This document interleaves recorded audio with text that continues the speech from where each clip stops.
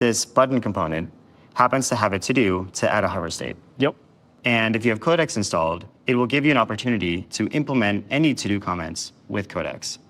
So if I click it, it's going to kick off a local conversation and give Codex all the context it needs to fix this. That's awesome. So anyone that has like any to-dos or any task in their backlog can just like start sending them over to Codex. Yeah, that's right. Can you show us a little bit like what's happening behind the scenes now?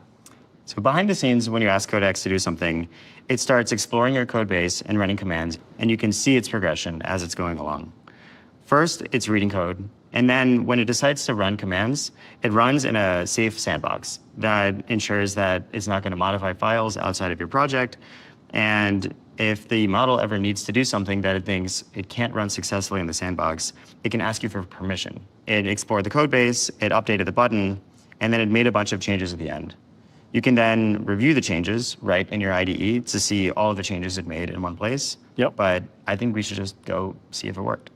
Let's do it. Moment of truth. Hop over to the browser, and I'm going to hover over these buttons. And as you can see, there's a nice, subtle hover state where the shadow expands, the card shifts up a little bit,